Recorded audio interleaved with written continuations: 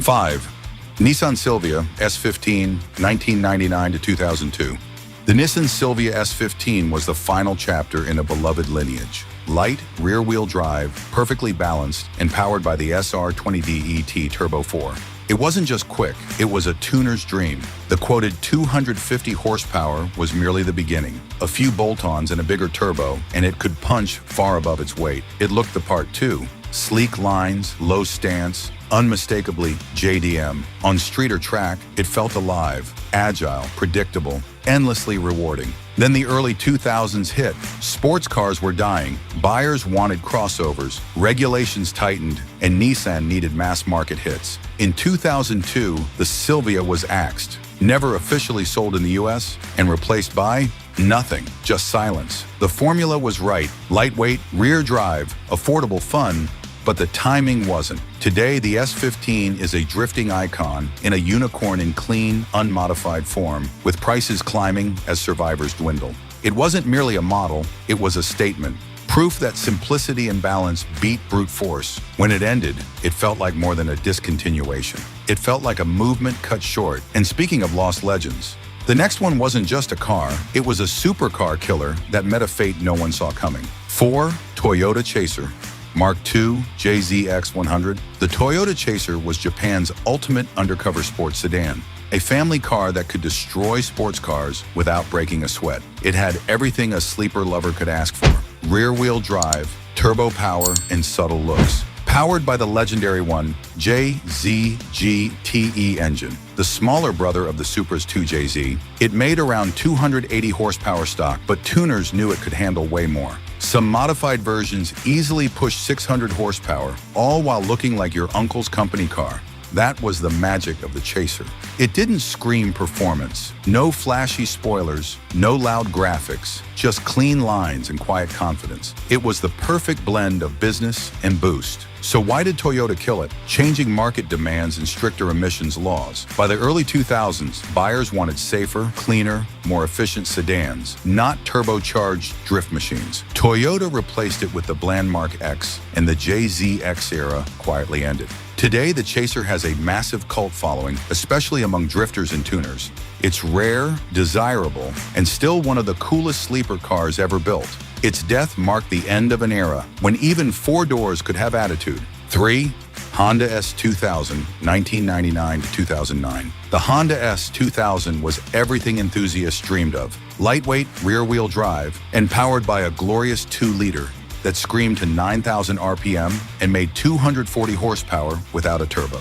Launched in 1999 for Honda's 50th anniversary, it felt like a love letter to pure driving. Razor-sharp balance, a buttery 6-speed, and responses so immediate it felt telepathic. It wasn't just fast, it felt alive at any speed, but the world shifted.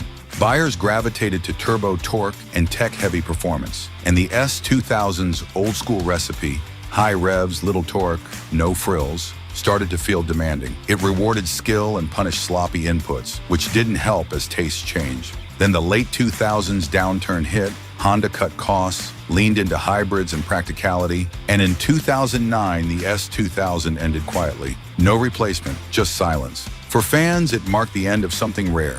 Honda's last truly raw sports car, a time capsule of feel-over figures. Its legend has only grown. Prices rising, builds thriving, and that F20C still sending chills. It wasn't killed by failure, but by changing times. A driver's car in a world drifting from drivers. Next up, a car that carried Mazda's soul until emissions and economy strangled it out of existence. 2. Mitsubishi FTO, 1994 to 2000. The Mitsubishi FTO was a compact sports coupe that deserved far more attention than it ever got. It looked sharp, handled beautifully, and even won Japan's Car of the Year in 1994. But outside Japan, few people noticed. Under the hood sat a 2-liter V6, rare for such a small car, and in its top GPX trim, it revved to nearly 8,000 RPM. Paired with Mitsubishi's clever Invex 2 automatic gearbox or a manual option, it was quick, agile, and perfectly balanced. But timing was cruel. The FTO arrived just as Mitsubishi's global strategy started collapsing. The Lancer Evolution stole all the spotlight, and the FTO never officially came to key markets like the US. When Japan's economy slowed, sales dropped, and Mitsubishi decided to pull the plug in 2000. It didn't die because it was bad. It died because it was forgotten. The FTO was a victim of bad marketing and worse timing. Today, it's a cult classic among enthusiasts who know what it really was. A front-wheel drive coupe that could dance through corners and make you smile every single time. It wasn't as famous as the Supra or RX-7, but it had heart, and that's why people still remember it. 1. Mitsubishi Lancer Evolution, 1992 to 2016. The Mitsubishi Lancer Evolution wasn't just a car, it was a movement. Born on rally stages, it turned a humble sedan into a world-beating weapon with racer soul, engineer brains, and street fighter attitude. From Evo 1 to Evo X, the recipe sharpened. Turbo 2-liter power, advanced all-wheel drive, and knife-edge handling. By Evo 6, it was humiliating supercars on road and dirt, caring nothing for luxury, only results. Its tech was wizardry. Active yaw control and later super all-wheel control gave reflexes that still humble modern performance cars. It was a car to fight with, rewarding precision, punishing mistakes. But purity is expensive. Emissions tightened, buyers drifted to SUVs, and accountants won. In 2016, production ended with the Evo X Final Edition, a quiet goodbye to a Japanese icon. Fans were gutted because the Evo was honest, raw, loud, unfiltered, living for corners and loving boost. It proved performance comes from passion, not prestige. While rivals softened, it stayed wild to the end. The Lancer Evolution didn't fade away, it went out swinging. And with that, we close this list of JDM legends lost to time. Cars that defined an era, inspired generations, and reminded us that true performance comes from the heart, not the badge.